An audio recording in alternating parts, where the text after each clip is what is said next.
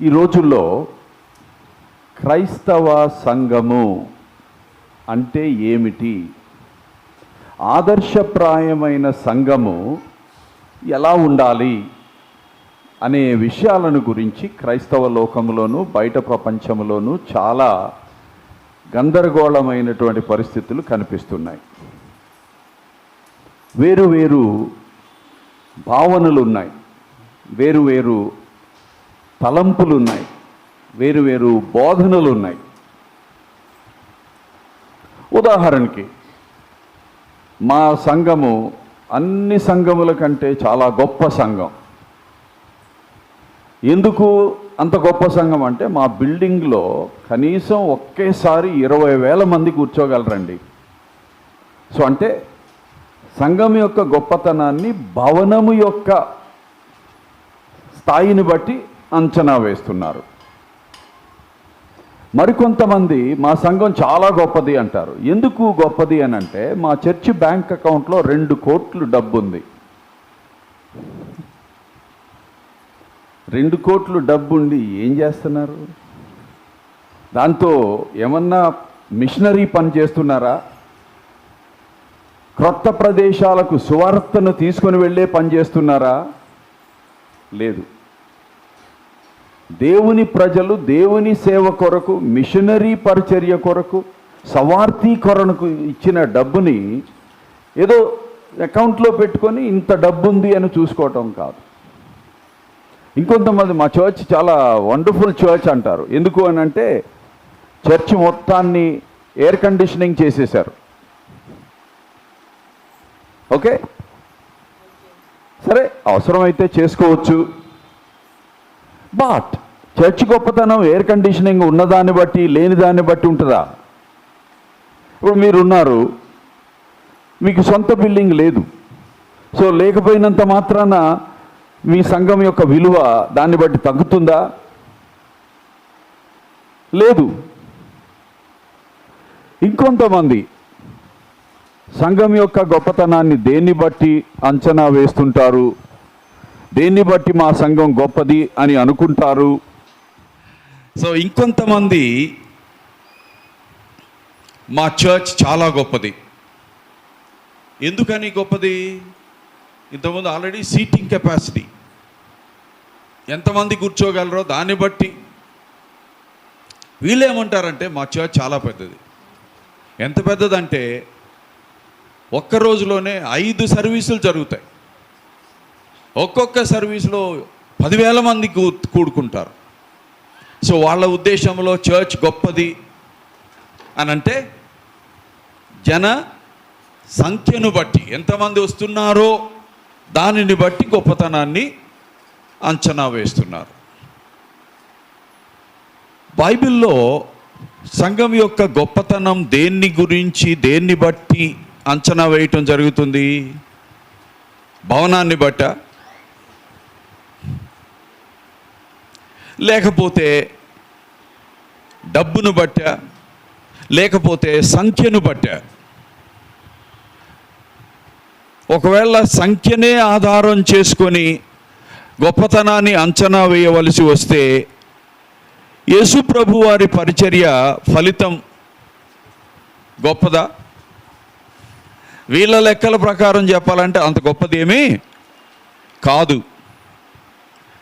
So ఈ ఉదయకాల సమయంలో సంఘమును గురించినటువంటి, సంఘం యొక్క గొప్పతనమును గురించినటువంటి అపోహల మధ్య వాక్యానుసారము కాని ఆలోచన సరళిని మన దృష్టిలో ఉంచుకొని ఆది అన్యుల సంఘం, ఆ సంఘం అంతియోకయలో ఉన్న సంఘం, అది నిజమైన ఆదర్శప్రాయమైన సంఘం అని నేను వాక్య అధ్యయనం చేసి గుర్తించాను.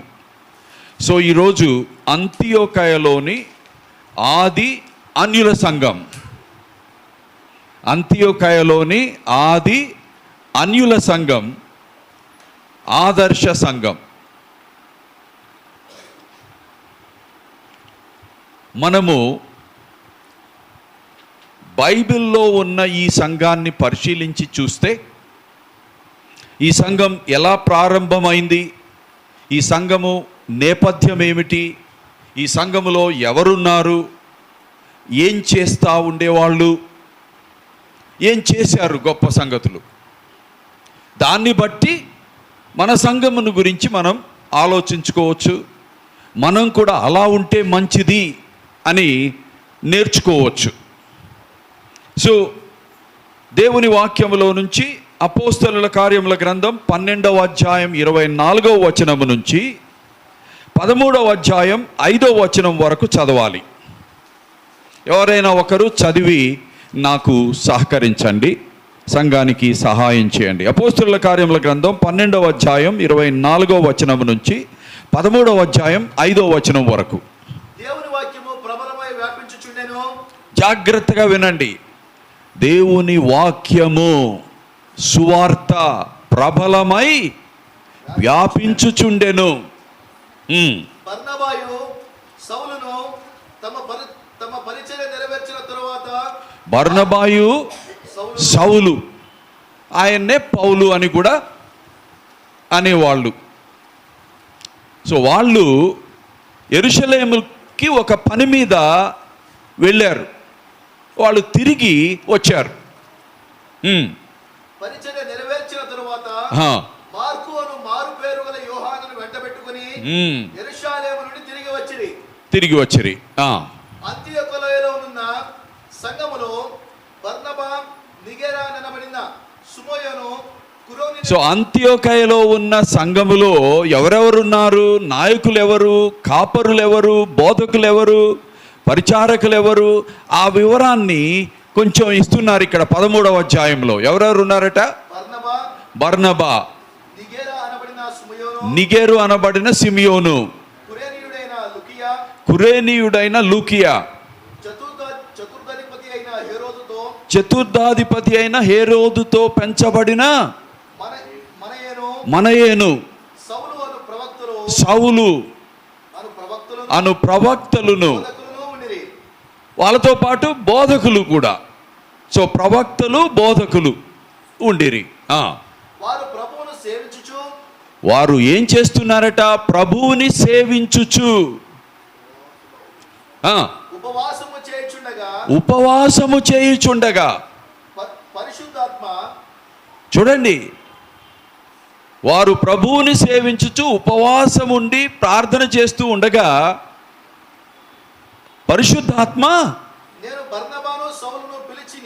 నేను బర్నబాను సౌలును పిలిచిన పని కొరకు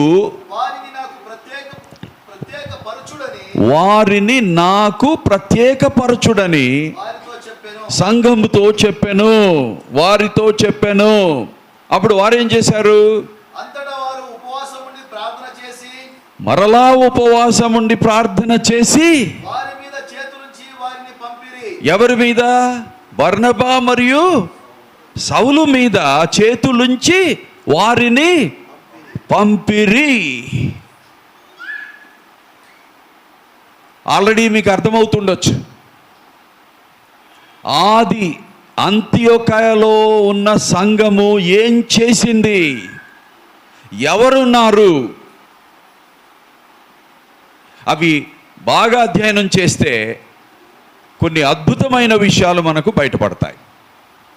బట్ ముందు ఈ సంఘం యొక్క ప్రారంభం ఎలా జరిగింది, ఎవరు సాధనములుగా వాడబడ్డారు అనే విషయాన్ని ముందు తెలుసుకోవాలి. అంతియొకయలోని ఆది అన్యుల సంఘం ఎలా ప్రారంభమైంది, స్థాపించింది ఎవరు, దాని నేపథ్యం ఏమిటి తెలుసుకోవాలి అని అంటే 11వ అధ్యాయం 19 నుంచి 26 వరకు చదవాలి. చదువుదాం, మీరంతా జాగ్రత్తగా ఆలకించండి. స్టెఫెను విషయంలో కలిగిన శ్రమను బట్టి చెదిరిపోయిన వారు యూదులకు తప్ప మరి ఎవరికిని వాక్యము బోధింపక. బాగా అబ్జర్వ్ చేయండి. స్టెఫెను విషయంలో కలిగిన శ్రమను బట్టి, శ్రమ కలిగింది అంటే స్టెఫెను హతసాక్షి అయిన తరువాత అంతటితో ఆగిపోల క్రైస్తవ్య వ్యతిరేకం, క్రైస్తవులపై దాడి, సువార్తపై దాడి, ఇవి అంతటితో ఆగిపోలేదు. బాగా శ్రమ ప్రారంభమైంది, పెరిగిపోయింది. సో ఆ శ్రమ ఎంత ఎక్కువ అంటే ఏం జరిగిందో విందాం. స్టెఫెను విషయంలో కలిగిన శ్రమను బట్టి చెదరిపోయిన వారు యూదులకు తప్ప మరి సో ప్రజలు, క్రైస్తవులు చెదరిపోయారు. చెదరిపోయి ఏం చేస్తున్నారు? ఎక్కడికి వెళ్తే అక్కడ సువార్త ప్రకటిస్తున్నారు. కానీ ఒక పొరపాటు కూడా జరుగుతుంది అక్కడ. యూదులకు మాత్రమే సువార్త ప్రకటిస్తూ ఉన్నారు. ఆల్రైట్. మరి ఎవరికి నీ వాక్యము బోధింపక, సో యూదులకు తప్ప మరి ఎవరికి నీ వాక్యమును బోధింపక ఫినేకి, కుప్రా, అంతియొకయ ప్రదేశముల వరకు సంచరించిరి. అది. సో అంతియొకయ వరకు సువార్త ఎలా వచ్చింది? మరి ఆ చెదిరిపోయిన వారు యూదులకు మాత్రమే సువార్త చెబుతున్నారు. ఇక్కడ అంతియొకయలో అన్యుల మధ్య సంఘం ఏర్పరచబడింది. ఎలా ఏర్పరచబడింది? చదవండి. కుప్రీయులు కొందరును,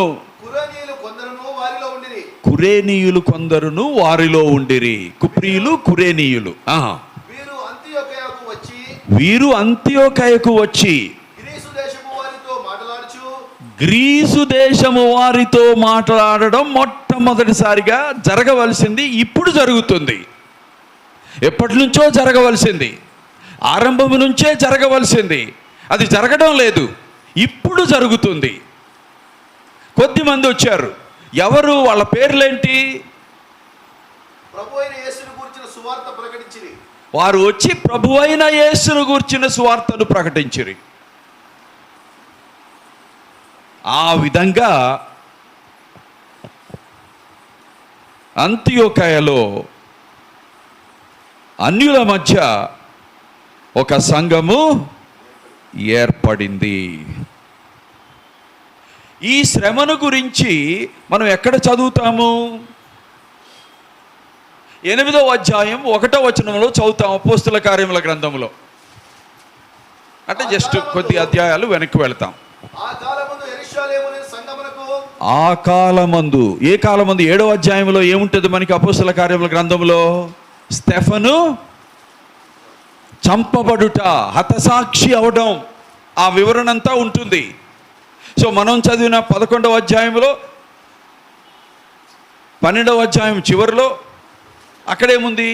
స్టెఫను మరణము తరువాత శ్రమ బాగా పెరిగింది అని ఉంది. సో అది మనం అర్థం చేసుకోవాల్సింది.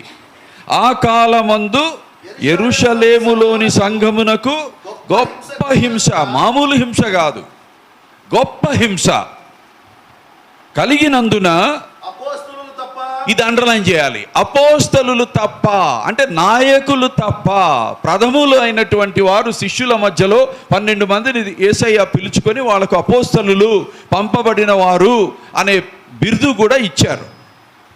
ఆ నాయకులు మాత్రం అక్కడే ఉండాల్సి వచ్చింది, యెరూషలేములోనే. అంటే ఎక్కడ భయంకరమైన శ్రమ ప్రారంభమైందో అక్కడ నాయకులు ఉండిపోయారు. మిగిలినటువంటి సర్వసాధారణమైన సంఘ సభ్యులు యూదయ సమరయ దేశముల యందు చెదిరిపోయిరి. యూదయ, సమరయ, యెరూషలేము నుంచి బయటికి రాలా ఇప్పటి వరకు.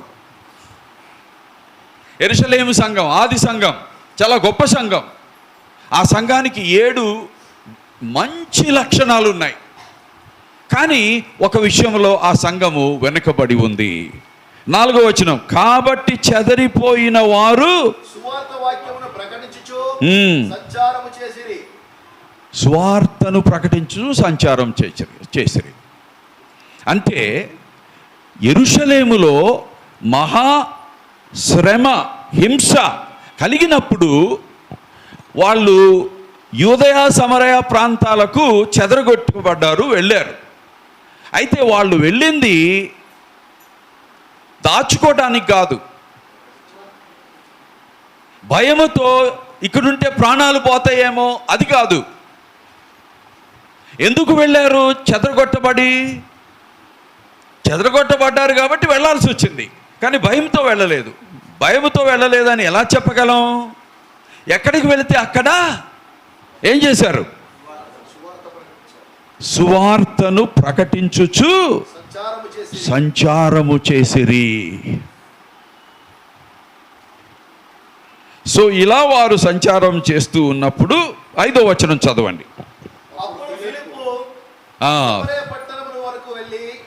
ఫిలిప్పు సమరయ పట్టణంలోకి వరకు వెళ్ళి క్రీస్తును వారికి ప్రకటించుచు ఉండెను. ఫిలిప్ ఎవరు? 6వ అధ్యాయంలో మీరు చూస్తే భోజనమును పంచిపెట్టుట అనే ఒక క్రొత్త పరిచర్య వచ్చింది. సో దాని దగ్గర గ్రీకు మాట్లాడే యూదులకు, హెబ్రీ భాష మాట్లాడే యూదులకు మధ్య టెన్షన్ వచ్చింది. వీళ్ళు హెబ్రీ మాట్లాడే వాళ్ళకి ఫేవరెటిజం చూపిస్తున్నారు, గ్రీకు మాట్లాడే వాళ్ళకి ఫేవరెటిజం లేకుండా సరిగా చూడటం లేదు. సో సంఘములో టెన్షన్ వచ్చింది. సో దానికి పరిష్కారంగా అపోస్తలులు ఏమన్నారు?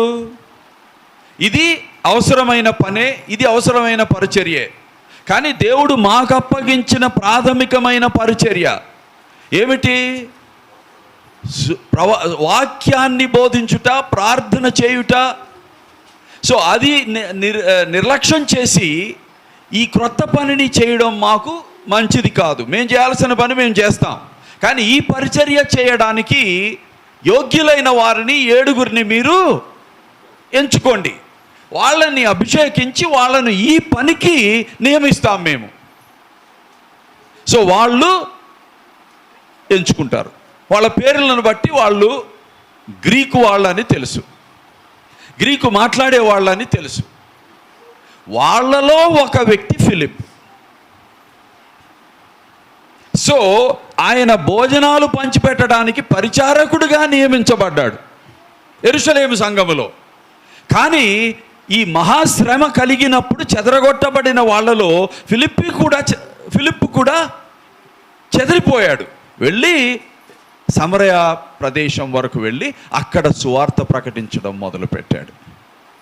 సో ఒక భక్తుడు అంటాడు, 8వ అధ్యాయం 1వ వచనాన్ని 1వ అధ్యాయం 8వ వచనంతో సరిపోల్చి చూస్తే మనకు ఒక విషయం అర్థమవుద్ది అంటాడు. 1:8లో ఏముంది? యెరూషలేము సంఘానికి ఆ నాడు ఉన్న క్రైస్తవ శిష్యులందరినీ ఉద్దేశించి ప్రభు ఇచ్చినటువంటి ఆజ్ఞ, ప్రభు వారికి అప్పగించినటువంటి పరిచర్య. చదవండి. ఆయనను పరిశుద్ధాత్మ మీ మీదికి వచ్చినప్పుడు మీరు శక్తి నొందెదరు గనుక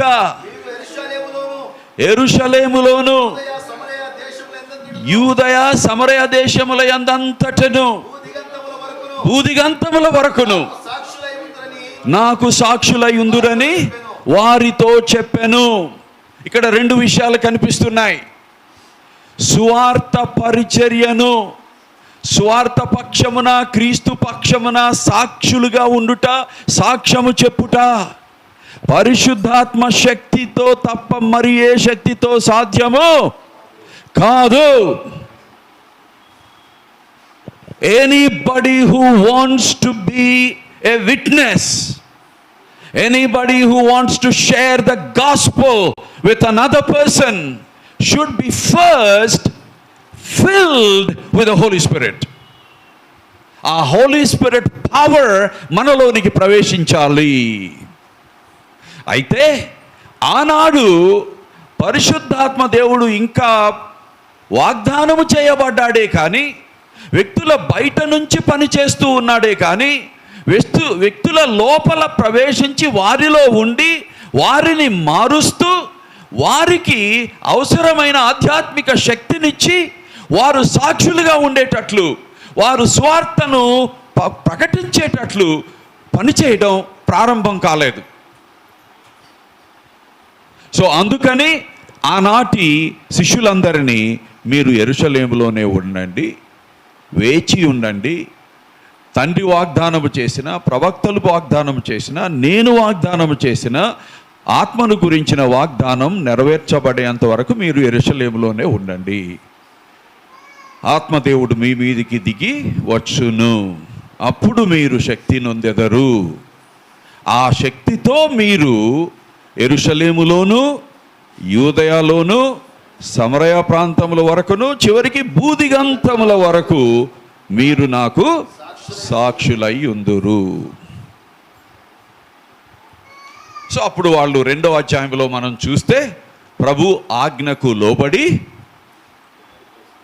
జాన్ మార్క్ తల్లి అయినటువంటి యెరూషలేము మరియా వాళ్ళ ఇంటిలో మేడగదిలో ఉండగా పరిశుద్ధాత్ముడు వారి మీదికి దిగి వచ్చెను.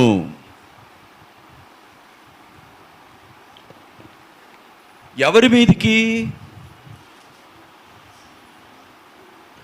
ఎవరెవరు ఉన్నారు అక్కడ? అది గమనించాలి. చాలాసార్లు పొరపాటు పడి కేవలం 12 మందే ఉన్నారేమో అని అనుకుంటారు కొంతమంది. 12 మంది కాదు. ఎక్కడుంది 120 మంది అని? 2వ అధ్యాయంలోనే కనిపిస్తుంది మనకు. 1వ అధ్యాయంలోనే కనిపిస్తుంది. 15వ వచనం చదవండి, లేకపోతే 14, 15 కలిపి చదువుదాం.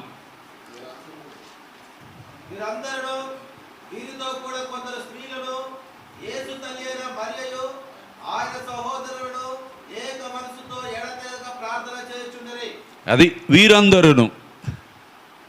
వారందరూ ఎవరంటే యేసు ప్రభు శిష్యులు. ఆనాటికి యేసు ప్రభువుని నమ్ముకొని యేసు ప్రభు శిష్యులుగా ఆయనను వెంబడిస్తూ ఉన్నవారు. ఆయన పరలోకానికి ఎక్కి వెళ్ళే టైంలో ఆయనను చూచినవారు. వాళ్ళలో కొంతమందిని ప్రత్యేకంగా మెన్షన్ చేశారు. ఎవరున్నారు? కొందరు స్త్రీలు ఉన్నారు. స్త్రీలు ఎవరు? గలిలయ నుంచి యేసు పరిచర్యను సపోర్ట్ చేస్తూ యెరూషలేము వరకు ఆయన సిలువ వేయబడుతున్న సమయంలో కూడా పారిపోకుండా, శిష్యులు పారిపోయినా ఈ స్త్రీలు మాత్రం విడవకుండా ఉన్నారు. సో యేసు ప్రభువుని వెంబడించిన వాళ్ళలో పురుషులు ఉన్నారు, స్త్రీలు ఉన్నారు. పురుష శిష్యులు ఉన్నారు, స్త్రీ శిష్యురాండ్రు కూడా ఉన్నారు. వాళ్ళంతా ఉన్నారు అక్కడ. ఇంకా ఎవరున్నారు? ఆయన తల్లి మరియ ఉన్నారు. ఆవిడ కూడా శిష్యురాలే, అవునా కాదా? తరువాత సహోదరులు ఉన్నారు. వాళ్ళు ముందు మారలేదు. పునరుద్ధానుడైన యేసుని చూసిన తరువాత మారారు. వాళ్ళలో ఒక ఆయన యెరూషలేము సంఘములో పెద్ద కూడా అయ్యాడు తరువాత. కానీ యేసు ప్రభు బ్రతికున్నంత కాలంలో వాళ్ళు నమ్మలేదు, ఆయన్ని తిరస్కరించారు. కొన్నిసార్లు ప్రశ్నార్థకంగా ఆయనను గురించి మాట్లాడారు వాళ్ళు. అయితే ఇప్పుడు మాత్రం శిష్యుల గుంపులో వాళ్ళు కూడా ఉన్నారు. ఆయన సహోదరులను ఏక మనస్సుతో ఎడతెగక ప్రార్థన చేయుచుండేరి. 15వ వచనం.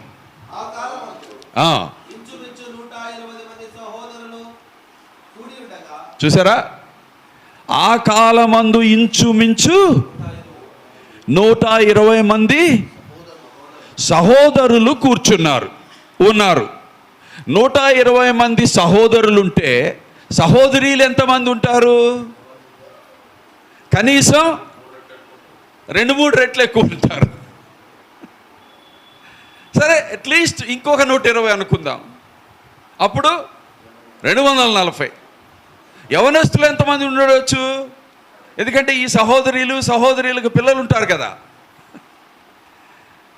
సో మీకు తెలియాల్సింది ఏంటంటే కనీసం ఒక 300 నుంచి 500 మధ్యలో ఉంటారు. ఆనాటి యేసు ప్రభు శిష్యులు శిష్యురాండ్రు ఉంటారు. కానీ అక్కడ ఉన్న సంఖ్య 120 మంది పురుషులు ఉన్నారు. బట్ స్త్రీలు ఉన్నారని ఆల్రెడీ మనం చూసాం. స్త్రీలు కూడా ఉంటే యవనస్తులు కూడా ఉంటారని మనకు తెలుసు. సో అట్లా బైబిల్లో ఉన్నదాన్ని బట్టే మనము మాట్లాడుతున్నాం. సో అంతమంది ఎదురు చూస్తున్నారు. ఎదురు చూస్తున్నప్పుడు పరిశుద్ధాత్మ వారి మీదికి దిగి రావడం మనం చూస్తున్నాం, వాలటం మనం చూస్తున్నాం. సో ఆ విషయాన్ని 2వ అధ్యాయం 4వ వచనంలో చూద్దాం.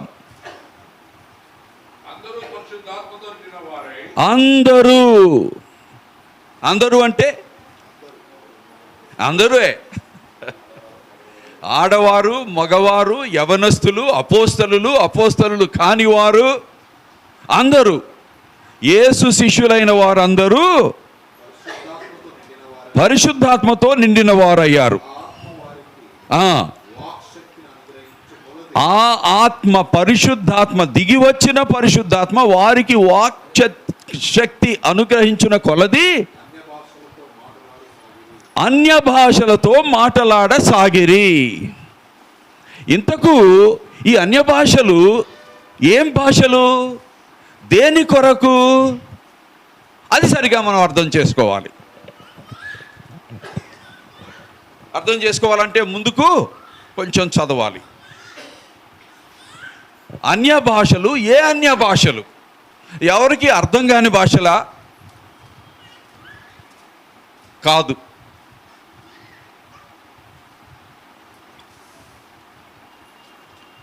వారి కొరకు వారే భాషలో ప్రభువుతో ప్రార్థన చేసే భాషలా?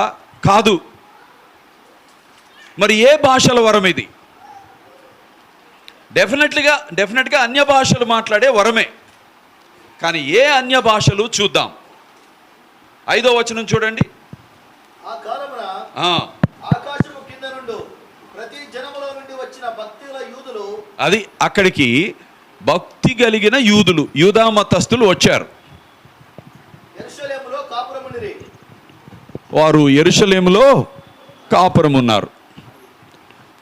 ఆ యెరూషలేము చుట్టూ వేరువేరు దేశాలకు చెదిరిపోయిన యూదులు యెరూషలేముకు తిరిగి వచ్చారు. సో వాళ్ళు యూదులే. యేసు ప్రభుని మెస్సియాగా గుర్తించడానికి వీలు అప్పటి వరకు వాళ్లకు రాలేదు. కానీ వేరువేరు దేశముల నుంచి చెదిరిపోయిన యూదులు యెరూషలేముకు వచ్చారు. ఈ శబ్దము కలగగా జనులు గుంపులుగా కూడి వచ్చి, సో పరిశుద్ధాత్మ దిగి వచ్చినప్పుడు ప్రజలకు తెలియటానికి, ఎందుకంటే అంతకుముందు ఎప్పుడు పరిశుద్ధాత్మ రావడం, వారి మీద వాలడం, వారిలో ప్రవేశించడం ఎవరికీ తెలియదు. సో వాళ్ళు గుర్తించడానికి కొన్ని సూచనలుగా దేవుడు ఇచ్చాడు. అక్కడ శబ్దం వచ్చింది. వీళ్ళు భాషలు మాట్లాడుతుంటే కూడా శబ్దం వచ్చింది. ఆ శబ్దాలను చూసి చాలామంది ప్రజలు ప్రతి మనుష్యుడు తన స్వభాషతో వారు మాట్లాడటం విని కలవరపడి, అది ఈ మాట్లాడే వాళ్ళు యూదులే, వింటూ ఉన్న వాళ్ళు యూదులే. ఈ మాట్లాడే వాళ్ళేమో హెబ్రీ భాష, అరామియాక్ భాష, మహా అంటే గ్రీకు భాష. ఎందుకంటే గ్రీక్ సంస్కృతి అది, రోమా సామ్రాజ్యం అది. వీళ్ళు యూదులు కాబట్టి హెబ్రీ భాష, అరామియాక్ భాష, గ్రీకు భాష తెలిసి ఉంటుంది వాళ్ళకి, యెరూషలేములోనే ఉన్న యూదులకు. వాళ్ళు పరిశుద్ధాత్మ శక్తి పొంది మాట్లాడుతున్నారు అన్య భాషల్లో. ఏ అన్య భాషలు?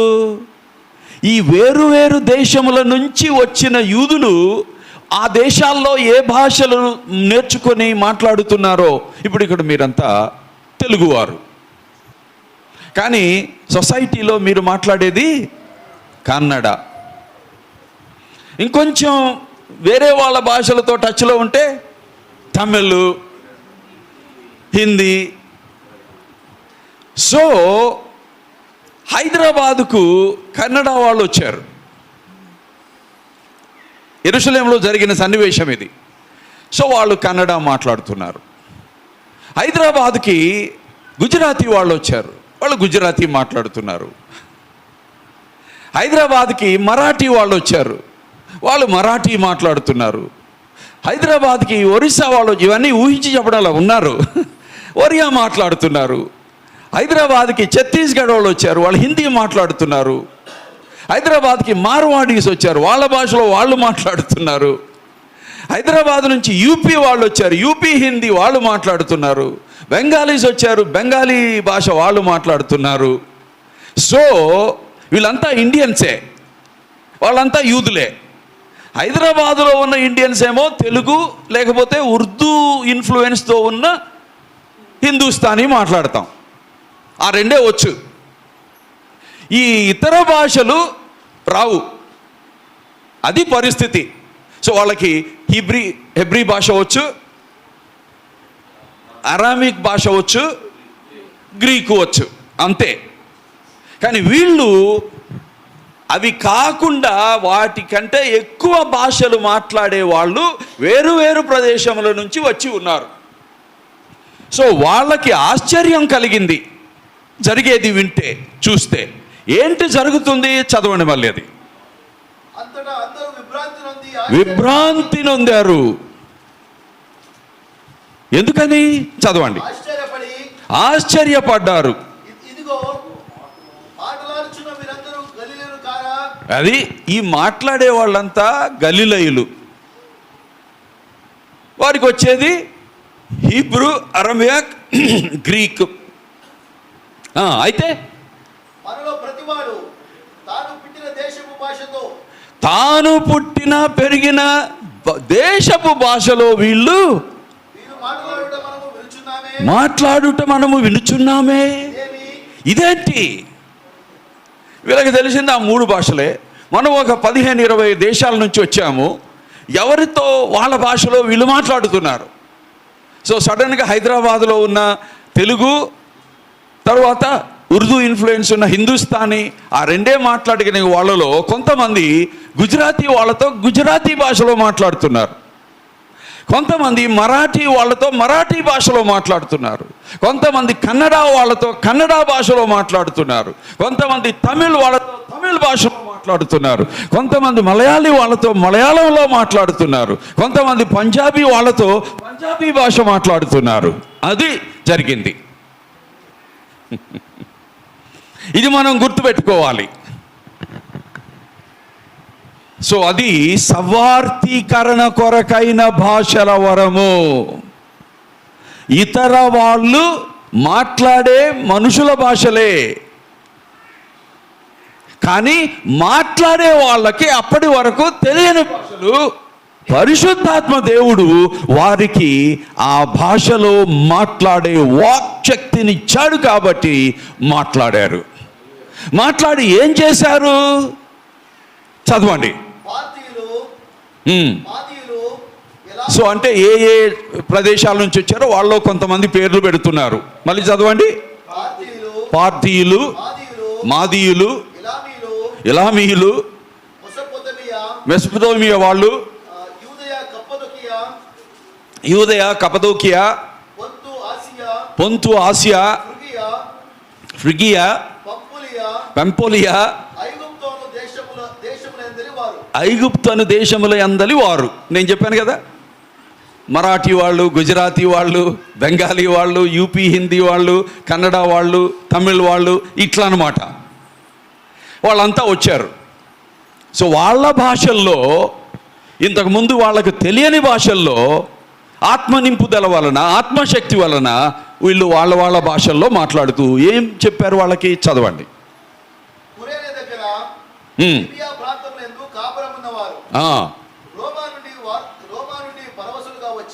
రోమా నుంచి, రోమా సామ్రాజ్యం కదా అది. సో రోమా నుంచి కూడా వచ్చిన వాళ్ళు ఉన్నారు.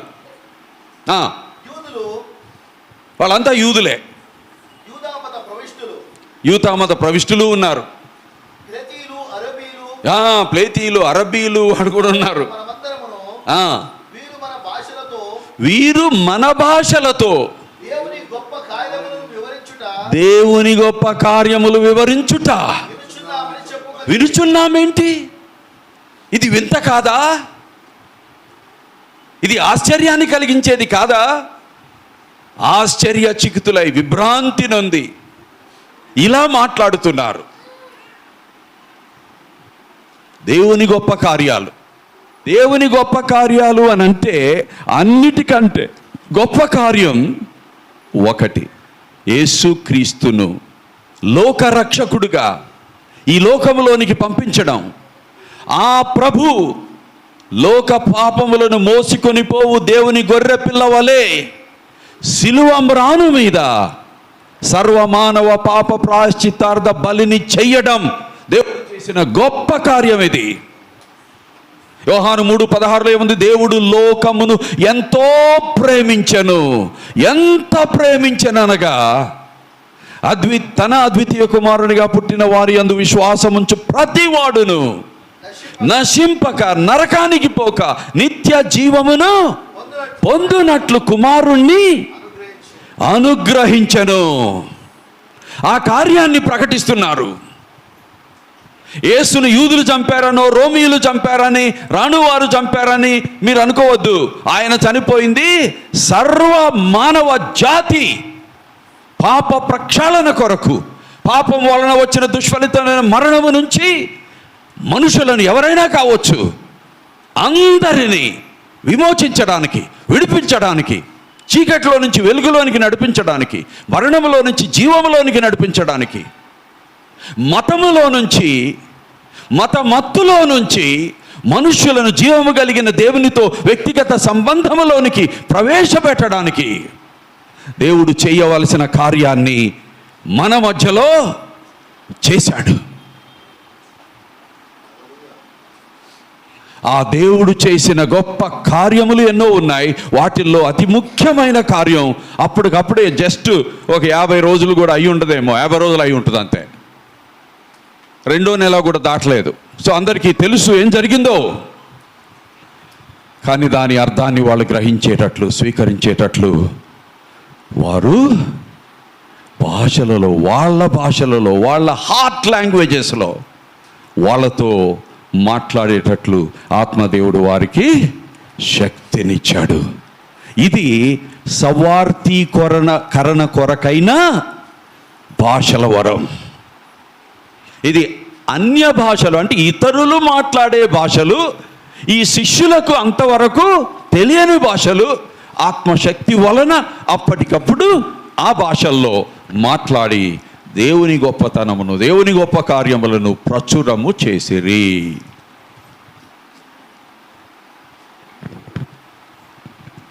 ఇలా జరుగుతుంటే కొంతమంది ఏమన్నారు? ఇట్లా చాలామంది ఆశ్చర్యచకితులై చూస్తున్నారు, ఆలోచిస్తున్నారు. కొంతమంది వీళ్ళు తప్పతాగి మద్యముతో నిండిన వారై ఇట్లా మాట్లాడుతున్నారు. అది పనికొచ్చే ఆలోచనేనా? పనికొచ్చే వాదనేనా? పనికిరాని వాదన. ఎందుకని? అప్పుడు పేతురు ఆత్మతో నింపబడిన వాడు కదా. మిగిలిన శిష్యులందరిలాగానే పేతురు కూడా ఆత్మచేత నింపబడిన వాడై ఈ అపోహను, ఈ అపవాదును, ఇది అపవాదు నిజం కాదు అని వివరించడానికి లేచి నిలబడతాడు. లేచి నిలబడితే అంతకుముందులాగా పేతురు నువ్వేనా మాట్లాడేది, నేనున్నా, నువ్వు కూర్చో, నేను మాట్లాడతాను అనలా. అంతకుముందు అంత వాళ్ళ వ్యవహారం అంతే. ఎవరు గొప్ప ఆ చర్చతోనే వాళ్ళు ప్రభు దగ్గర కూడా వచ్చి, ఒక ఇద్దరేమో నీ రాజ్యం నువ్వు స్థాపించినప్పుడు నాకు హోమ్ మినిస్ట్రీ ప్రభువా, మా వాడికి ఫైనాన్స్ మినిస్ట్రీ అని అడిగాడు. ఇద్దరు శిష్యులు. ఇది కుదరదు అన్నారు ప్రభు. అంతటితో వదల్లా. పొజిషన్స్ మీద, అధికారం మీద, హోదా మీద వాళ్ళకి మనసు బాగా ఉంది. యూదా రాజ్యం వస్తుంది, ఆ రాజ్యంలో మనకి పొజిషన్స్ ఇస్తాడు అని మెస్సియాను గురించి తప్పుడు ఆలోచనలో ఉన్నారు. పొలిటికల్ మెస్సియా అనుకున్నారు, మిలిటరీ మెస్సియా అనుకున్నాడు. మిలిటరీని కట్టి రోమా సామ్రాజ్యాన్ని కూలగొట్టి మళ్ళీ అధికారాన్ని యూదులకే తీసి ఇస్తాడు అని పొలిటికల్ మెస్సియా కోసం చూస్తున్నారు వాళ్ళు. మిలిటరీ మెస్సియా కోసం చూస్తున్నారు. మన రోజుల్లో కూడా యేసయ్యను ఏ మెస్సియాగా ప్రజెంట్ చేస్తున్నారు? ఎక్కువగా మెడికల్ మెస్సియా. యేసు ప్రభు దగ్గరికి వస్తే స్వస్థత జరిగింది, మెడికల్ మెస్సియా. ఎకనామిక్ మెస్సియా, యేసు ప్రభు దగ్గరికి వస్తే అప్పులన్నీ పోతాయి, ధనం వస్తుంది, డబ్బు వస్తుంది. Economic Messiah. ఇంకేం మెస్సియా? శ్రేయోభివృద్ధి మెస్సియా. కేవలం జబ్బులు పోవడం, కొంచెం ఆర్థిక ఇది రావడమే కాదు, ఆస్తి సంపన్నత వస్తుంది. మీకు రెంటెడ్ హౌస్లో నుంచి ఓన్ హౌస్లోకి వెళ్ళిపోతారు, 2 వీలర్ నుంచి 4 వీలర్కి వెళ్ళిపోతారు. ఆ 4 వీలర్లో మారుతి చిన్న కారు నుంచి బిఎండబ్ల్యూకి వెళ్ళిపోతారు. మీ పిల్లలు ఇక్కడిక్కడ బెల్లారీలోనే చదువుతున్నారు కదా, వాళ్ళలో ఒకడు ఇంగ్లాండ్ వెళ్ళిపోతాడు, ఇంకొకడు అమెరికా వెళ్తాడు. రండి యేసయ్య దగ్గరికి. అదేనా సువార్త? యేసు ప్రభు దగ్గరికి వచ్చేది ఎందుకు? పాపము వలన వచ్చు జీతము మరణము, నిత్య నరకము. అయితే యేసు క్రీస్తునందు దేవుడు మనకు అనుగ్రహించిన కృప వలన ఇచ్చిన వరము నిత్య జీవము. యేసు ప్రభు దగ్గరికి రావాల్సింది మెడికల్ ట్రీట్మెంట్ కోసం కాదు. యేసు ప్రభు దగ్గరికే రావక్కర్లా, డాక్టర్ దగ్గర పోతే కూడా సర్జరీ చేస్తాడు. అట్లనే ఏదన్నా వ్యాపారం చేసుకుంటే కూడా డబ్బులు వస్తాయి. యేసు ప్రభు దగ్గరికే రావక్కర్లా డబ్బుల కోసం. భవనాలు కొనుక్కోవడం, ఇవన్నీ, పిల్లల్ని అమెరికా పంపించడం, ఇవి కూడా మనకే కాదు, లోకంలో ఉన్న దేవుణ్ణి ద్వేషించే వాళ్ళకు కూడా ఉన్నాయి. అవునా కాదా? సో యేసు ప్రభువుని ఆనాడు మిలిటరీ మెస్సియాగా, పొలిటికల్ మెస్సియాగా ఎట్లా పర్సీవ్ చేసి అసలైన మెస్సియాగా ఆయన వచ్చినప్పుడు మిస్ అయ్యారో, ఈరోజు నువ్వు కూడా క్రైస్తవ్యాన్ని పట్టి పీడిస్తున్నటువంటి పెద్ద జబ్బు మెడికల్ మెస్సియాగా, ఎకనామిక్ మెస్సియాగా, ఆస్తి సంపన్నతలను ఇచ్చే మెస్సియాగా ప్రజెంట్ చేస్తున్నారు. కానీ పాపమునకు ప్రాయశ్చిత్త బలి చేసిన రక్షకుడుగా, పాపమునకు క్షమాపణ పొందాలి, పాపమునకు ప్రక్షాళన పొందడానికి రావాలి అని చెప్పడంలా. సిలువను మోసిన యేసయ్యను గురించి చెప్పడం లేదు, ఆయన సిలువ సువార్తను ప్రకటించడం లేదు. సువార్తలో నుంచి సిలువను తీసేస్తున్నారు, అందువలన శిష్యరికపు సిలువను కూడా తీసేస్తున్నారు. యేసయ్య ఏమన్నాడు? తన సిలువను మోసి నన్ను వెంబడించిన వాడే. సో సిలువను మన కొరకు మోసిన యేసయ్యను యోగ్యులంగా మనం వెంబడించాలంటే మన సిలువ, శిష్యత్వపు సిలువ, తిరస్కృతి అనే సిలువ, సెల్ఫ్ డినయల్, తన్ను తాను తగ్గించుకునే సిలువ, ఇతరుల చేత తిరస్కరించబడే సిలువ. అవసరమైతే యేసు మన కొరకు మరణించినట్లుగా మనం కూడా యేసు కొరకు మరణించవలసి వస్తే మరణించే సిలువ. ఆ శిష్యరికపు సిలువను మరుగు చేస్తున్నారు. బట్ వాళ్ళు మాత్రం చేసింది అసలైన సిసలైన సువార్త. వాక్యములో ఉన్న మెస్సియాగా ఆయనను ప్రజెంట్ చేశారు. ఇదంతా బాగానే ఉంది. 14వ వచనం చదవండి. అయితే పేతురు ఆ 11 కూడా లేచి, చూసారా, 11 మందితో కూడా లేచి. అంటే యేసు ప్రభు ఆత్మదేవుడు, తండ్రి అయిన దేవుడు నాయకత్వాన్ని పీటర్కి ఇస్తే అంతకుముందులాగా గొడవలు లేవు. మేమున్నాం అనేది లేదు. వాళ్ళిద్దరు అట్లా అడిగితే తల్లిని పంపిస్తారు, తల్లి అడిగినా కూడా యేసు ప్రభు ఇది కుదరదంటారు. వాళ్ళు వదిలేశారు. సరే, ఈ మిగిలిన 10 మంది శిష్యులు ఏమన్నా తక్కువనా? మేము ఇంత సీనియర్స్ మీ ఉంటే మమ్మల్ని కాకుండా నీకు ఇస్తాడు, మీకు నీ తమ్ముడికి ఇస్తాడని ప్రభు దగ్గరికి వెళ్తారా? ఏమనుకుంటున్నారు? బుద్ధి లేదు మీకు? వాళ్ళే దొందే. అలా ఉన్నారు వాళ్ళు. ఇప్పుడు ఏమైపోయారు? ఆత్మ దిగి రావడం వలన ఐక్యత వచ్చింది, ఏకత్వం వచ్చింది. అందుకనే పేతురు లేచి నిలబడితే మిగిలిన వాళ్ళు కూడా మేమంతా ఒకటే, మా ప్రభువు క్రీస్తు, మేమందరం సాక్షులమే, మా పక్షమున పేతురు మాట్లాడుతున్నాడు, ఆయనకి వెనక మేమున్నాం అన్నట్లు ఆ 11 మంది కూడా లేచి నిలబడ్డారు. అప్పుడు పేతురు మొట్టమొదటి క్రైస్తవ ప్రసంగాన్ని ఇచ్చాడు. అందులో బేసిక్గా ఏమంటాడంటే, తాగి తప్పదాగితే ఎట్లా మాట్లాడతారయ్యా, కొంచెం జర దమాకి ఇస్తమాల్ కరో, కొంచెం మైండ్ ఉపయోగించండి, బుర్ర ఉపయోగించండి. తప్పదాగిన వాడు అంటాడు, అంతేగాని భాషలో అర్థమయ్యేటట్లు మాట్లాడతాడా? మాట్లాడ్డు. తరువాత తప్పట తాగడం ఎప్పుడు జరిగిద్ది? రాత్రిపూట జరిగిద్ది. సాయంత్రం 5, 6, 7కో ఎప్పుడో తెరుస్తాడు వాడు. అప్పటి నుంచి తాగుతూ ఉంటారు. 9, 10 అయ్యేసరికి తప్ప తాగుతారు. ఇదంతా ఎప్పుడు జరుగుతుంది? పొద్దుపూట జరుగుతుంది. ఎంతమంది తాగటానికి మందు ఉంటుంది? జనరల్గా అంచనా ప్రకారం ఇంత, కానీ అక్కడ సిటీ మొత్తం ప్యాక్ అయ్యి ఉంది. బాబు మీదంతా ఊహ, తప్పుడు ఆలోచన, ఏం జరుగుతుందో చెప్తాను వినండి అని యోవేలు ప్రవక్త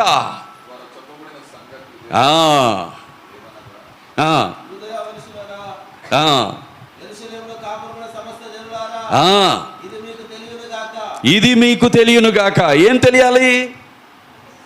చదవండి, వినండి.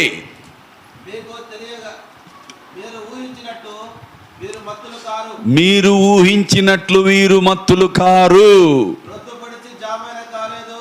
రొద్దుపడిచి జామైనా కూడా కాలేదు. సో కాబట్టి ఇట్లా తాగడం, తప్ప తాగడం మీ ఊహ మాత్రమే కానీ వాస్తవం కాదు. ఏం జరిగిందంటే యోవేలు ప్రవక్త ప్రవచించిన ఆ ప్రవచనం,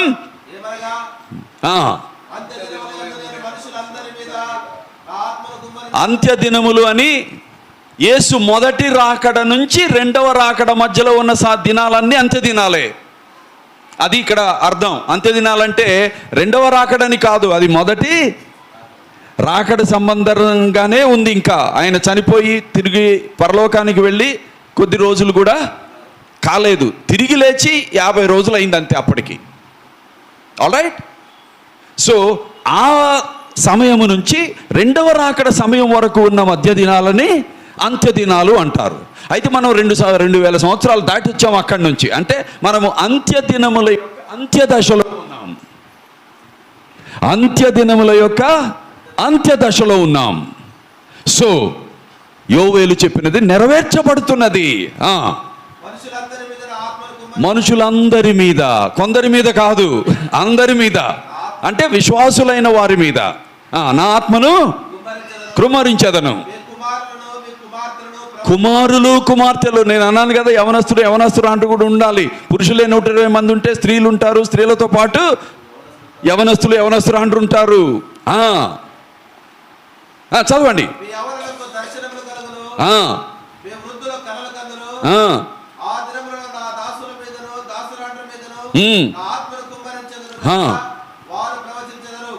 వారు ప్రవచిస్తున్నారు.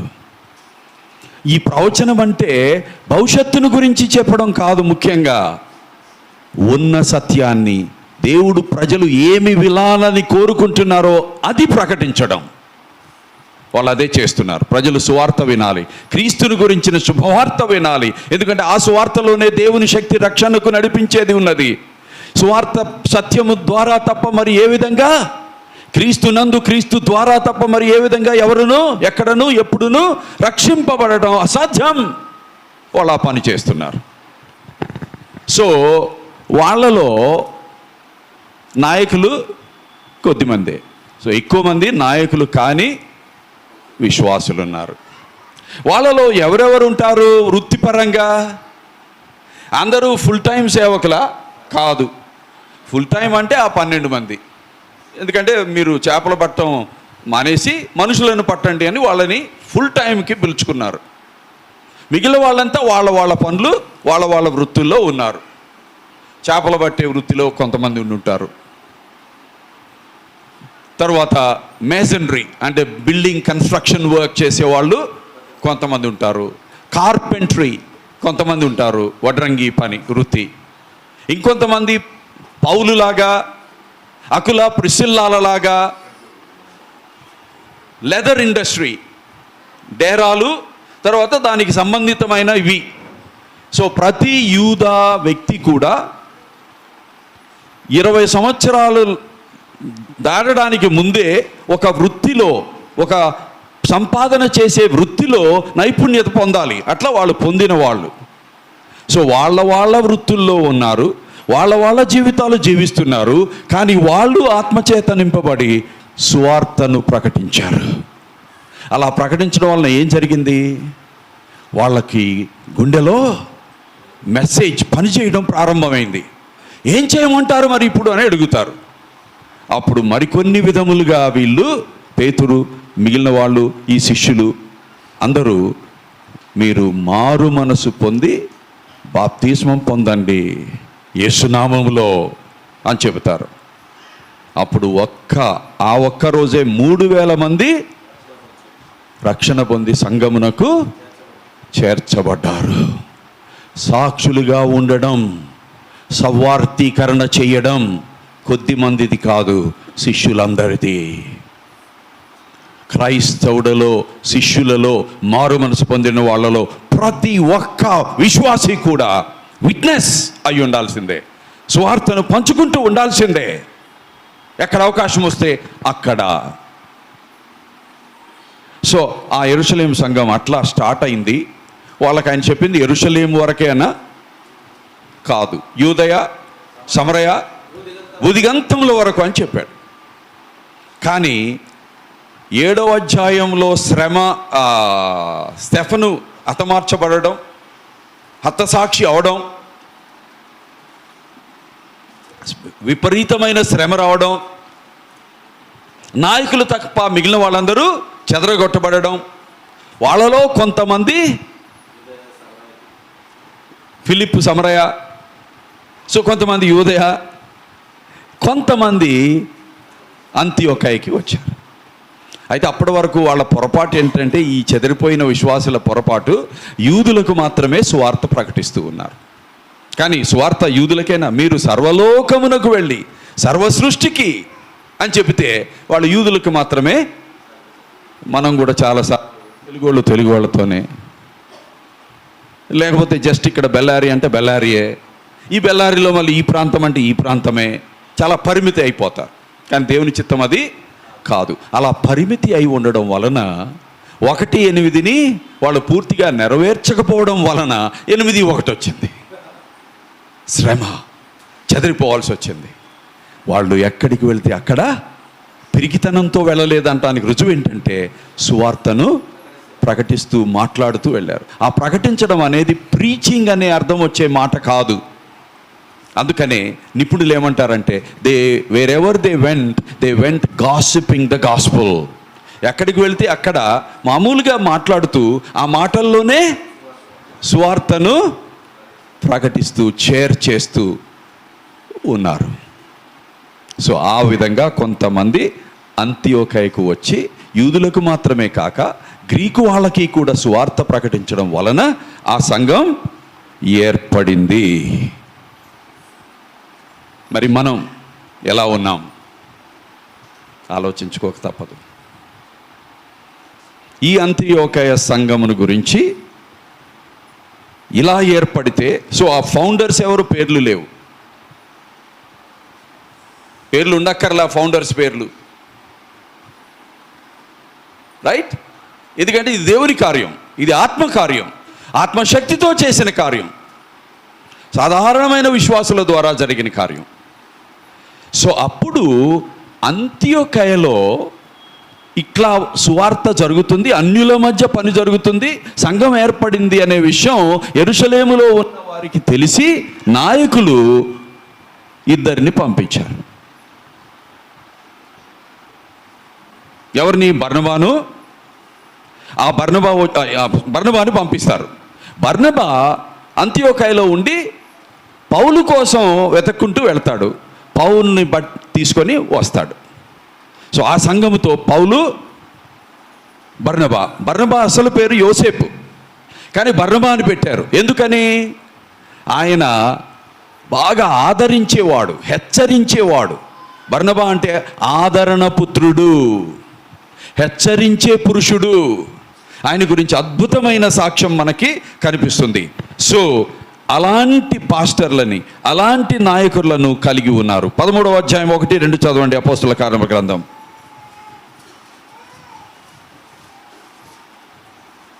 నేను త్వరగానే ముగించేస్తాను. సంఘములో బర్నబా, నిగేరు అనబడిన సుమయోను, కురేనీయుడైన లూకియా, చతుర్థాధిపతి అయిన ఏరోదుతో కలిసి పెంచబడిన మనయేను, సౌలు అను ప్రవక్తలను బోధకులను ఉండిరి. వీళ్ళని బట్టి మనం చూస్తే ఒక అద్భుతమైన విషయం, వీళ్ళు 5 వేరు దేశముల నుంచి వచ్చినవారు. సో వైవిధ్యము ఉంది, డైవర్సిటీ ఉంది, కానీ డివిజన్ లేదు. వాళ్ళు వేరు దేశముల నుంచి వచ్చారు, వేరు స్థితిగతుల నుంచి వచ్చారు, వేరు రిలీజియస్ బ్యాక్గ్రౌండ్స్ నుంచి వచ్చారు, వేరు జాగ్రాఫికల్ లొకేషన్స్ నుంచి వచ్చారు, కానీ ఆత్మ యొక్క ఐక్యతలో ఉన్నారు. డివైడ్ అవ్వలేదు, యునైటెడ్గా పనిచేశారు. సో ఆరోగ్యకరమైన సంఘానికి, ఇది మంచి సంఘం అని చెప్పుకోవడానికి ఉండవలసిన ప్రాముఖ్యమైన లక్షణం వెరైటీ ఉంటుంది, డైవర్సిటీ ఉంటుంది. ఆ డైవర్సిటీలో డివిజన్ ఉండదు, యూనిటీ మాత్రమే ఉంటుంది, ఏకత్వం మాత్రమే ఉంటుంది, ఐక్యత మాత్రమే ఉంటుంది. అందుకని పౌలు ఎఫెసీ సంఘానికి రాస్తూ 4వ అధ్యాయంలో 1వ వచనం నుంచి 6వ వచనం వరకు ఏమంటాడంటే, ఆత్మ కలిగించు ఐక్యతను కాపాడుకొనుటకు మీరు పోరాడుడి అంటాడు. ఇది ఆత్మ కలిగించిన ఐక్యత. విశ్వాసులందరినీ క్రీస్తు శరీరమైన సంఘములోనికి బప్తిస్మం ఇచ్చాడు ఆత్మదేవుడు అని 1 కొరింథీ పత్రిక 12వ అధ్యాయం 13వ వచనంలో 27వ వచనంలో ఉంది. వీటిని బట్టి క్రైస్తవ ఐక్యత, ఆత్మలోని ఐక్యత, క్రీస్తు ప్రభు దేని కొరకైతే వెల చెల్లించారో ఇది ఆత్మ వలనైన ఐక్యత.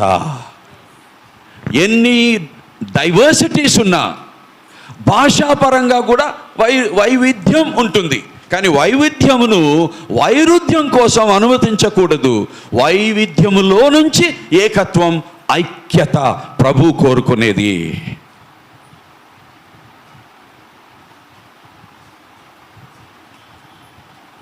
బర్నబా 4వ అధ్యాయం 35 నుంచి 37, 12వ అధ్యాయం 22 నుంచి 26, 14వ అధ్యాయం 14వ వచనం, ఇవన్నీ చదివితే అమోఘమైనటువంటి మాటలు బర్నబాని గురించి కనపడతాయి.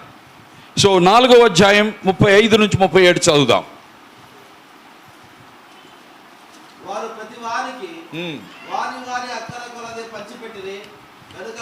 సో ఆనాటి సంఘం ఆత్మచేత నింపబడి, ఆత్మచేత ఐక్యపరచబడి ఎట్లా ఉన్నారంటే, ఎవరికైనా అవసరం ఉంటే వాళ్ళకు ఉన్నది అమ్మి పేదలకు ఇవ్వమని, అవసరతలో ఉన్న వాళ్ళకి ఇవ్వమని అపోస్తలుల పాదముల దగ్గర తెచ్చిపెట్టేవాళ్ళు. అంటే ఒకళ్ళ ఎడల ఒకళ్ళకి అంత ప్రేమ ఉన్నది, అంత శ్రద్ధ ఉన్నది, అంత కేర్ ఉన్నది. అది సరి అయిన సంఘమునకు ఉన్న 2వ లక్షణం. ఆరోగ్యకరమైన సంఘమునకు, ఆత్మ నింపుదలతో ఉన్న విశ్వాసులతో నిండిన సంఘమునకు ఉండే 2వ లక్షణం. సో ఐక్యత లేక ఏకత్వం, అది ఆత్మ వలనైనది.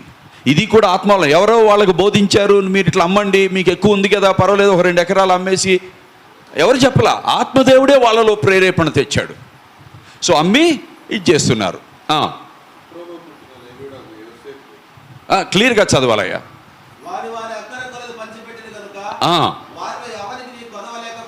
ఎవ్వనికి నీ కొదవలేకపోయెను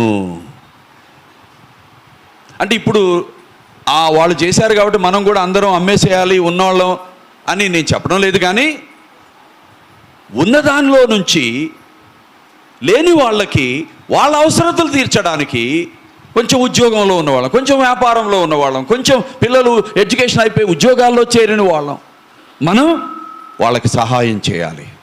అదేమన్నా జరుగుతుందా? అదేముండదు. 10,000 మంది వస్తారండి కాబట్టి మా సంఘం గొప్పది. Non sense. ఎందుకు వచ్చినట్లు? ఏం చేసినట్లు? ఎవరికి వాళ్ళు సువార్త చెప్పరు. సంఘంలో ఉన్న వారి ఇరుకుల్లో ఇబ్బందుల్లో సహాయపడరు. ఎందుకు వచ్చినట్లు? ఎందుకు పోయినట్లు? ప్రయోజనం ఏంటి? అర్థం కాలా? సో ఆ క్రమంలో ఏం జరిగిందో ఇంకా కంటిన్యూ చేయండి.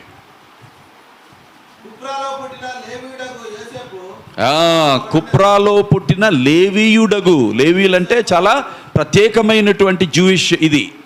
సో గొప్ప బ్యాక్గ్రౌండ్ ఉంది. కుప్రాలో పుట్టాడు. సో ఆయన పేరు యోసేపు. యోసేపు అను అతను ఉండెను. అపోస్తలుల మధ్య హెచ్చరిక పుత్రుడు అనే పేరు కూడా వచ్చింది. అది బర్నబా అంటే అట్లొచ్చింది. ఆయన క్యారెక్టర్ని బట్టి, ఆయన పరిచర్యను బట్టి ఆయనకి వేరే పేరు వచ్చింది. ఇప్పుడు కొన్ని చోట్ల సంఘంలో పాటలు పాడాలి అని అంటే ఒక ఆయనకి మెయిన్గా ఉంటుంది అన్నమాట. సో 2 సుధాకర్లు ఉన్నారు. ఆ ఇద్దరిలో ఏ సుధాకర్ అని అంటే అదే పాటలు పాడే సుధాకర్ అన్న. సో ఆయన చేసే పరిచర్యలోని పనిని బట్టి అపోస్తలులు బర్నబా. క్యా బాత్ హై. మన చర్చ్లో ఉన్నారా ఆదరణ పురుషులు, ఆదరించేవాళ్ళు, హెచ్చరిక పురుషులు, హెచ్చరించేవాళ్ళు, లేకపోతే సలహాదారులైన సహోదరీలు, యవన స్త్రీలకు ఆ సలహాదారులుగా ఉండేవాళ్ళు? అదే అన్న, ఆ కౌన్సిలర్ ఉన్నారు చూడు మన చర్చిలో, ఆకే వారి పరిచర్యను బట్టి వారి అసలు పేరుతో పాటు క్రొత్త పేరు, పరిచర్యాపరమైన పేరు కూడా వచ్చిందండి బర్నబాకి. అంత మంచోడు. ఆయన గురించి ఇంకేముంది చూడండి.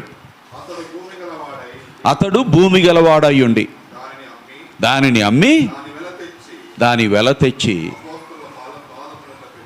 అది సహవాసాన్ని అర్థం చేసుకున్నవాడు.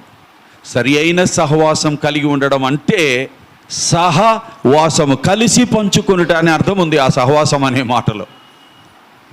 సో పంచుకునే మనస్తత్వం, ఇచ్చే మనస్తత్వం, కరుణించే మనస్తత్వం, సహాయం చేసే మనస్తత్వం.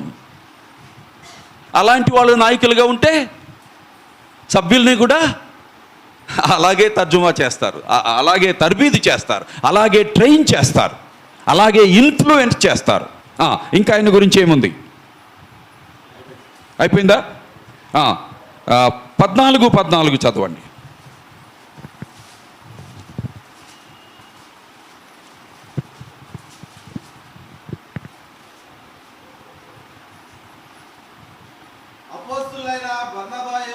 అపోస్తలుడు కూడా అంటే యేసు ఏర్పాటు చేసిన 12 మంది అపోస్తలులోని ఒక అపోస్తలుడు కాదు, సంఘము చేత అపోస్తలుడిగా గుర్తింపబడిన బర్నబా.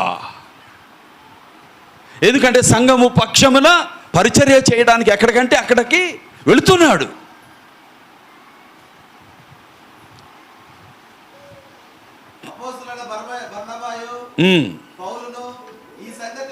చాలు. ఇంకా 11వ అధ్యాయం 22 నుంచి 26లో ఉన్నాయి కొన్ని మాటలు.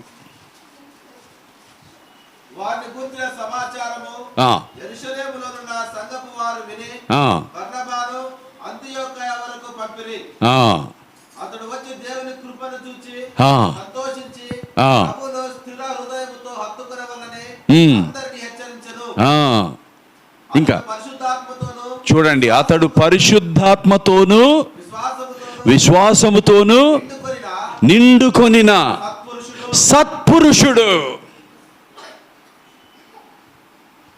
మనలో కూడా అది అవసరం.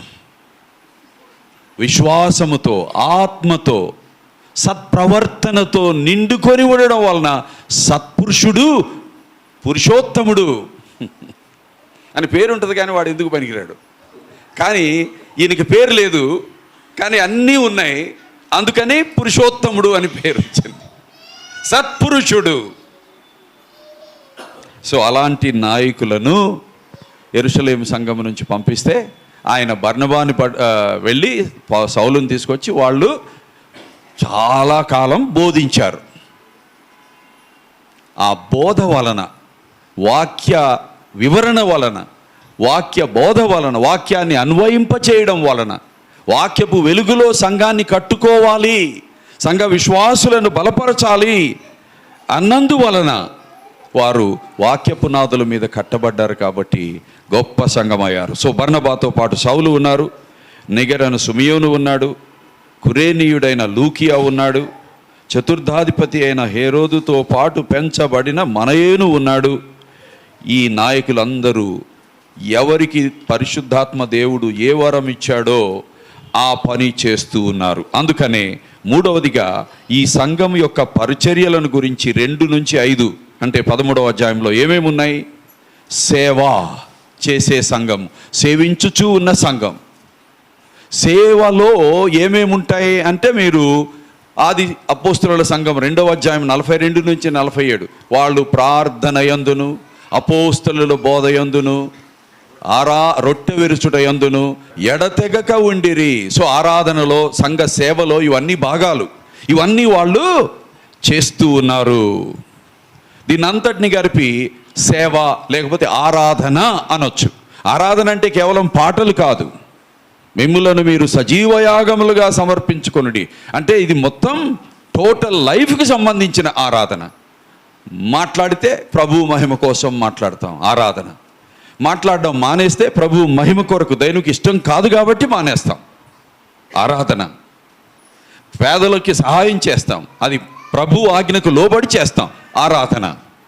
సో ఏం చేసినా, ఏమి ఆలోచించినా, ఏమి చెప్పినా, ఏమి చెయ్యకపోయినా, ఏమి మాట్లాడడం మానేసినా అంతా ప్రభువు కొరకు, ప్రభు మహిమ కొరకు, ప్రభు చిత్తాన్ని నెరవేర్చుట కొరకు అని ఎప్పుడైతే జీవితం అంతా ప్రభువుకి ప్రతిష్ఠించి జీవిస్తామో అప్పుడే మన ఆరాధన యుక్తమైనది, అంగీకార యోగ్యమైనది అని 12వ అధ్యాయం రోమా పత్రికలో 1-2 వచనాల్లో ఉంది.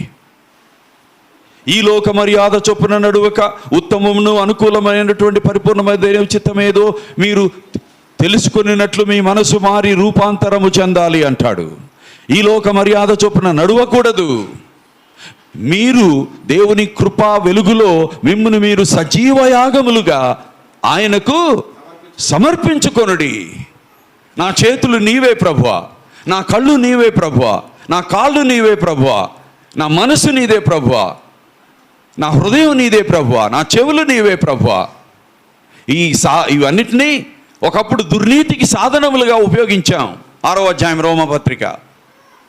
ఇప్పుడైతే నీతికి సాధనములుగా మన అవయవములను ప్రభువుకి ప్రతిష్ఠించాలి. అది సరి అయిన ఆరాధన.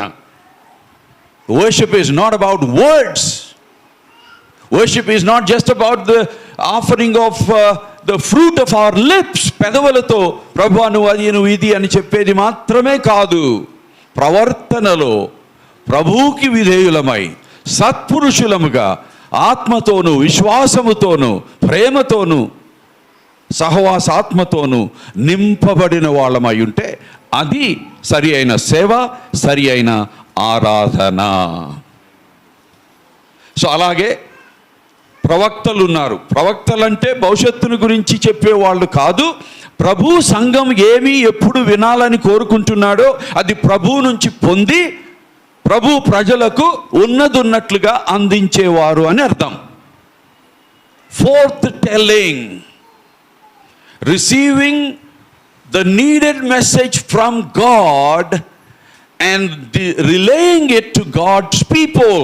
ప్రభువు నుంచి, ప్రభు ప్రజలకు అవసరమైన వర్తమానాన్ని పొంది ఆ వర్తమానాన్ని ప్రభు ప్రజలకు నమ్మకంగా ప్రకటించడం, బోధించడం, వివరించడం, అన్వయింపచేయడం అది. అందుకనే వేరు వరములు ఉన్నవారు అక్కడ ఉన్నప్పటికీ స్థూల స్థాయిలో ప్రవక్తలను, బోధకులను ఉండిరి అనడం మనం చూస్తున్నాం. సో ప్రవక్తలు ఆ ప్రవక్తలు చేసే పరిచర్య చేశారు. బోధకులు వాక్యాన్ని బోధించే పని చేశారు. వాళ్ళు సత్యవాక్యమును సరిగా విభజించుతూ చేశారు. వాళ్ళు సంఘ స్థాపకులు, సభ్యులు అందరూ కలిసే ఉన్నారు. వీళ్ళు స్థాపకులు అని వాళ్ళని ప్రత్యేక కేటగరైజ్ చేసి ఏం చెప్పలేదు. అందరూ విశ్వాసులే, అందరూ సాక్షులే, అందరూ సేవించే వాళ్ళే, అందరూ ఆరాధించే వాళ్ళే.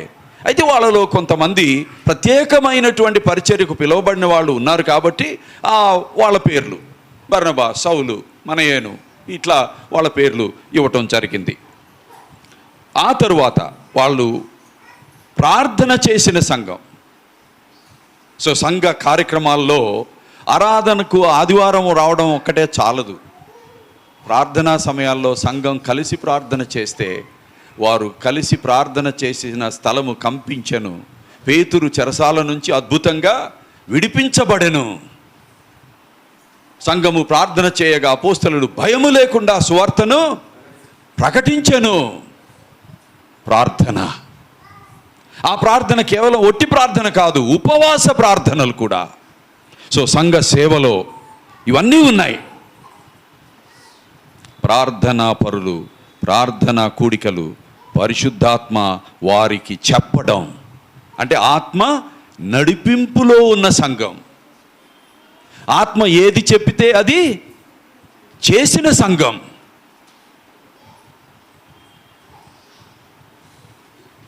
ఈ సంఘం యొక్క గొప్పతనం ఏంటంటే మొట్టమొదటి మిషనరీ జర్నీ మీద పౌలును, బర్నబాను, వారికి అసిస్టెంట్గా జాన్ మార్కును అంత్యోకయ సంఘం నుంచే పంపించారు.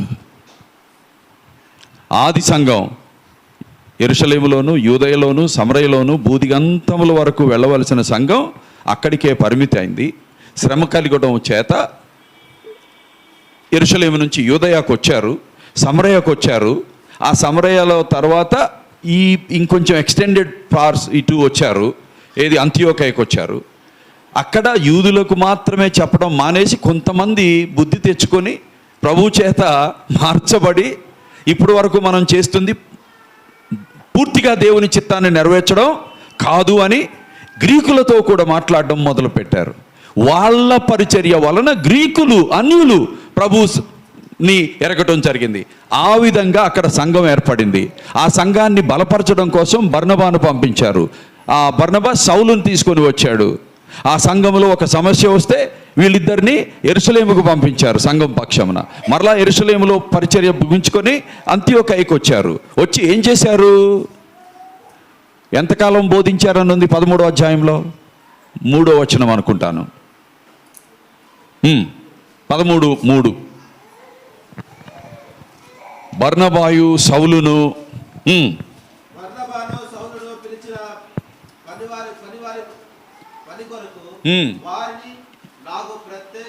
దానికంటే ముందు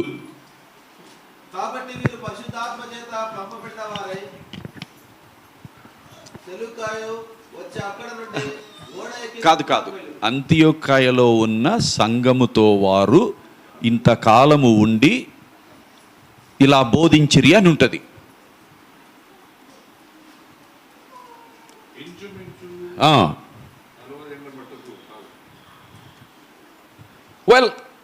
వాళ్ళు స్థానిక సంఘంలో నమ్మకంగా ఉండి ప్రభు వారికి ఇచ్చిన కృపావరాలను ఉపయోగిస్తూ బోధించారు, వాళ్ళని ట్రైన్ చేశారు అని ఉంటుంది అన్నమాట.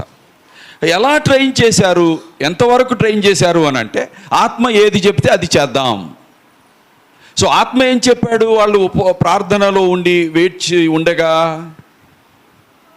మీలో అగ్రశ్రేణి నాయకుల్లో 2 ఉన్నారు, వాళ్ళే మీకు జీవనాడి లాంటి వాళ్ళు, బర్నబా మరియు సౌలు. వారిని మిషనరీస్గా పంపియండి అన్నారు. ఇక్కడ మన దగ్గర చెప్పాలంటే క్రిస్టఫర్ అయ్య గారిని, వారి సతీమణ్ణి క్రొత్త ప్రదేశానికి పంపించమని చెప్తున్నట్లు. సో ఇప్పుడు యేసు ప్రభు తండ్రి ఆత్మ, పరిశుద్ధాత్మ కృష్ణబారాయ్ గారిని అమ్మగారిని బెల్లారి నుంచి వేరే చోటకు పంపించమండి అని చెబితే మీరు వింటారా?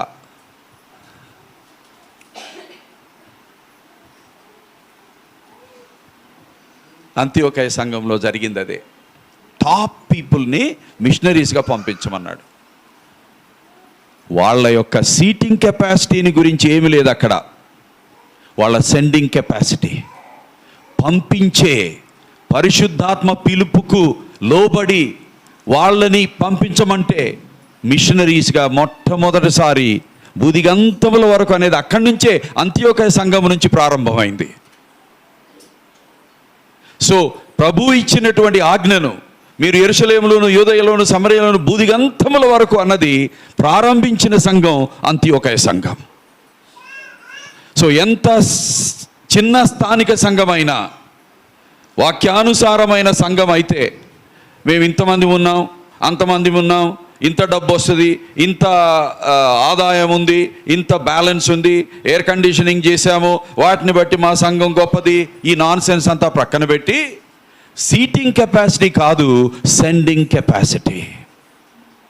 ఎంతమందిని సాక్షులుగా ఈ సంఘం సమాజంలోనికి సిద్ధపరచి పంపిస్తుంది, ఎంతమంది క్రొత్త ప్రదేశములలో సువార్తను ప్రకటించి సంఘమును స్థాపించుటకు మిషనరీస్గా పంపిస్తున్నది ఒక సంఘం. దానిని బట్టి గొప్పతనం ఉంటుంది. అందుకే 2000 సంవత్సరాల తరువాత అంత్యోకయ సంఘమును గురించి మనము మాట్లాడుతున్నాము. వాళ్ళిద్దరి మెయిన్ పాస్టర్స్ని అక్కడి నుంచి పంపిసేయమన్నాడు. పంపించారా? పంపించారు. ఆ సంఘం ఏమన్నా బలహీనపడిందా? బలహీనపడలా. ఎందుకని? మిగిలిన వాళ్ళు ఉన్నారు, మిగిలిన వాళ్ళు తర్జుమా చేయబడ్డారు, తర్బీదు చేయబడ్డారు, మిగిలిన వాళ్ళు వాళ్ళ కృపావరాలను ఉపయోగిస్తూ ఉన్నారు. సంఘం కొనసాగింది. మొదటి మిషనరీ జర్నీ మీద పంపించిన సువార్తను క్రొత్త ప్రదేశములకు తీసుకొని వెళ్ళడానికి వెళ్ళినటువంటి ఈ ఇద్దరు మొదటి మిషనరీ జర్నీ తర్వాత తిరిగి వచ్చారు. తిరిగి వచ్చి సంఘానికి రిపోర్ట్ ఇచ్చారు. ఎక్కడెక్కడికి వెళ్ళారు, ఏం జరిగింది, ఎలా ప్రతిస్పందించారు, ఎలా సంఘాలు స్థాపించబడుతున్నాయి. మళ్ళీ రెండవ మిషనరీ జర్నీ కూడా ఇక్కడ మనీని గురించి ఏం ప్రస్తావన లేదు, కానీ మనీ తప్పనిసరిగా అవసరం.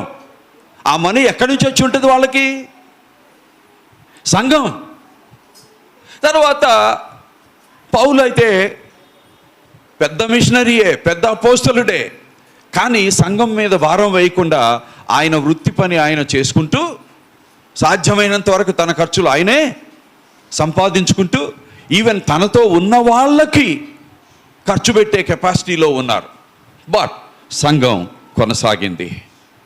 ఈ రోజుల్లో చాలా సంఘాలలో గ్రేట్ కమిషన్, మహా ఆజ్ఞ గ్రేట్ ఒమిషన్ అయిపోయింది. దాని గురించి ఎవరు పట్టించుకోవడం లేదు. ఆ సంఘం అంత్యోకయ సంఘం చేసినట్లు క్రొత్త ప్రదేశములలో సువార్తను ప్రకటించడానికి, సంఘములను స్థాపించడానికి సంఘాలు మిషనరీస్ని పంపించడం లేదు. అంటే ఉండవలసిన విధంగా ఉండడం లేదు. ఉంది, 50,000 మంది సభ్యులు ఉన్నారు. ఎందుకండి? వేస్ట్ కదా. మీరు సర్వలోకమునకు వెళ్ళాలి అన్నాడు, సర్వసృష్టికి అన్నాడు. సో సర్వసృష్టి కంటే ఆఫ్రికా కావచ్చు అది, బట్ మనం కనీసం కర్ణాటకలో స్వార్థ లేని ప్రదేశాలకు వాటి గురించి ప్రార్థన చేసి ప్రభు పంపించమన్నట్లుగా పంపించాలి. గ్రేట్ కమిషన్ని గ్రేట్ ఒమిషన్గా చేసిన ఈ దినాలలో గ్రేట్ కమిషన్కి విధేయత చూపించే సంఘాలే సరి అయిన సంఘాలు, ఆదర్శప్రాయమైన సంఘాలు. గొప్ప సంఘాలు అని అంటే ఎక్కువ సీటింగ్ కెపాసిటీని బట్టి అనుకుంటారు, అది తప్పు. అంత్యోకయలో నుంచి మనం నేర్చుకునేది ఏమిటంటే సీటింగ్ కెపాసిటీని బట్టి గొప్పతనం ఉండదు, సెండింగ్ కెపాసిటీని బట్టి గొప్పతనం ఉంటుంది. స్పిరిట్ డైరెక్టెడ్ చర్చ్, ఆత్మ చేత నడుపబడిన సంఘం, వైవిధ్యముతో కూడిన వైరుధ్యము లేని డైవర్సిటీ ఉన్న యూనిటీ కానీ సెపరేషన్ డివైడెడ్ నేచర్ లేని సంఘం అది. శిష్యులతో కూడిన సంఘం, ఎవరి కృపావరమును, ఎవరి ఆత్మవరను, ఎవరి పరిచర్యావరమును వారు వినియోగిస్తూ ఉన్నారు కాబట్టి అగ్రనాయకులు మెయిన్ పాస్టర్స్ ఇద్దరు పోయినా కూడా సంఘం కొనసాగింది, సంఘం వర్ధిల్లింది, మిషనరీ పనిని కొనసాగించింది. మీ సంఘం కూడా అలా వర్ధిల్లాలని, ఆ ఉన్నత స్థాయిలో దేవుని దృష్టిలో మంచి సంఘముగా, సరి అయిన సంఘముగా, ఆరోగ్యకరమైన సంఘముగా, గొప్ప సంఘముగా వారు కొద్ది మంది కానీ ఇంతమందిని ప్రభావితం చేశారండి. ఆ సంఘ సభ్యులు సాక్షులుగా ఉండడం చేత ఇంతమంది పెరిగారండి, ఇన్ని బ్రాంచెస్ వచ్చాయండి. ఇది కేవలం ఏదో క్రైస్తవ కమ్యూనిటీ మధ్య కాదండి, హైందవుల దగ్గర కూడా వెళ్ళారండి, హైందవుల మధ్య చర్చి స్టార్ట్ చేశారండి.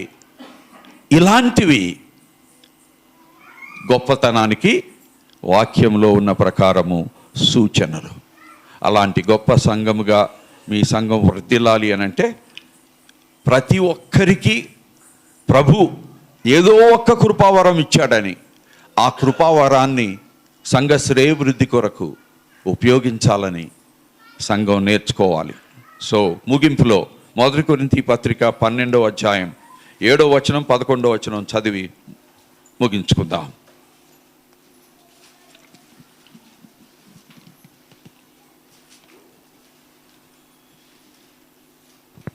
1 కొరింథీ పత్రిక 12వ అధ్యాయం 7, 11. చూడండి, అందరి ప్రయోజనము కొరకు ప్రతి వానికిని ఆత్మ ప్రత్యక్షత అనుగ్రహింపబడుచున్నది. రైట్?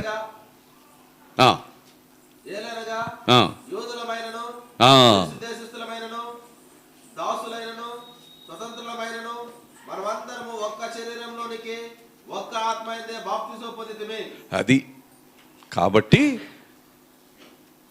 11వ వచనం,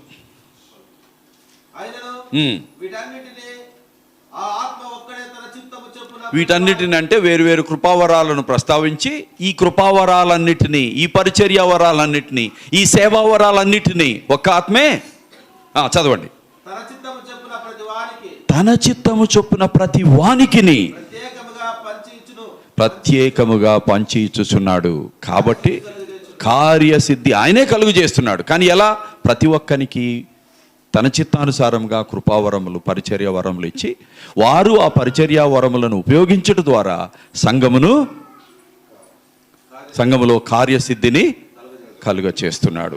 అలా మీరందరూ కూడా మీ కృపావరములను తెలుసుకొని వాటిని ఉపయోగించి సంఘ శ్రేయభివృద్ధి కొరకు వాటిని ఉపయోగిస్తూ ఉంటే సంఘం ఆదర్శప్రాయమైనదిగా ఉంటుంది, దేవునికి ఇష్టమైనదిగా ఉంటుంది, ఇతర సంఘాలకు మాదిరికరంగా ఉంటుంది.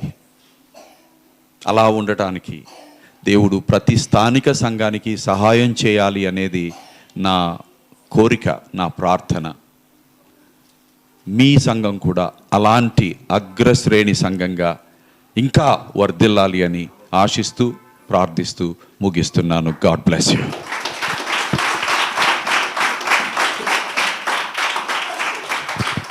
హల్లెలూయా.